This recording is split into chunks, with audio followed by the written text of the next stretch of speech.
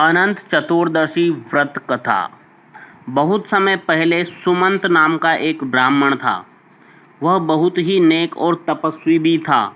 उसने दीक्षा नाम की औरत से विवाह किया था और दोनों को सुशीला नाम की एक पुत्री भी थी। उनकी पुत्री सुशीला बहुत ही रूपवान थी, जो अपने पिता की ही तरह धार्मिक भी थी। लेकिन सुशीला जब थोड़ी बड़ी हुई तो उसकी मां दीक्षा परलोक सिधार गई। पत्नी दीक्षा की मृत्यु होने के कुछ समय बाद उस ब्राह्मण ने कर्कशा नाम की एक महिला से विवाह कर लिया। इसके कुछ समय बाद जब पुत्री सुशीला विवाह योग्य हुई तो उसका विवाह कौंडिन्य ऋषि के साथ कर दिया। विवाह में विदाई के समय जब ब्राह्मण ने अपनी दूसरी पत्नी कर्कशा से बेटी और दामाद को कुछ देने के लिए कहा तो वह नाराज हो गई। कर्कशा ने गुस्से में दामाद को ईंट और पत्थर देकर विदा कर दिया। कर्कशा के इस व्यवहार से कौंडिन्य ऋषि काफ़ी दुखी हुए। वे अपनी पत्नी सुशीला के साथ आश्रम जाने लगे, लेकिन आश्रम के रास्ते में ही रात हो गई। रात होने के कारण दोनों एक नदी के किनारे पर रुक गए।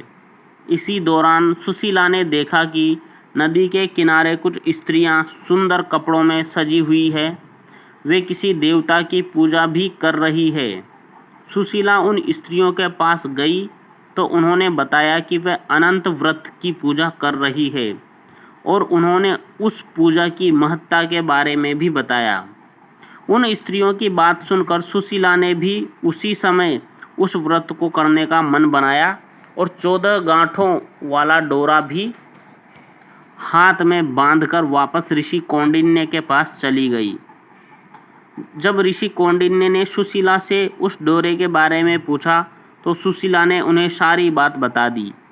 इस पर गुस्सा होते हुए ऋषि कौंडिन्य ने सुशीला के हाथों से उस डोरे को खोलकर तोड़ दिया और उसे आग में जला दिया। उनके ऐसा करने पर भगवान अनंत जी नाराज हो गए।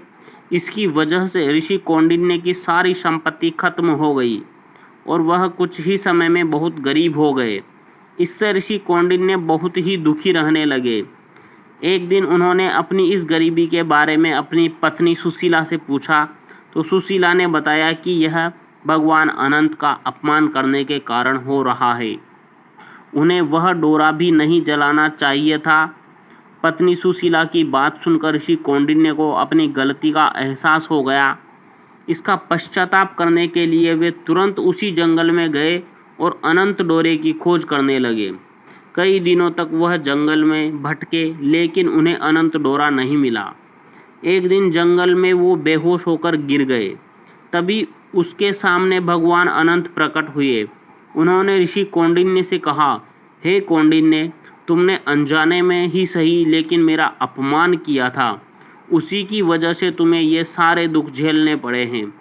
अब तुमने अपनी उस गलती का पश्चाताप कर लिया है, इसलिए मैं तुमसे बहुत प्रसन्न हूँ। मैं तुम्हें वरदान भी देता हूँ कि जब तुम घर जाकर पूरे विधि विधान से मेरा अनंत व्रत करोगे तो अगले 14 सालों में तुम्हारे सारे कष्ट दूर हो जाएंगे।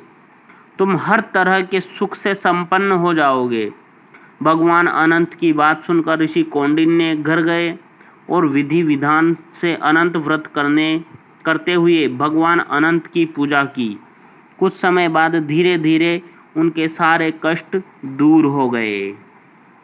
इस कहानी से हमें यह सीख मिलती है कि कभी भी किसी का अपमान नहीं करना चाहिए, खास तौर से धर्म से जुड़ी चीज़ों का। ऐसा करने से बुरे परिणाम हो सकते हैं।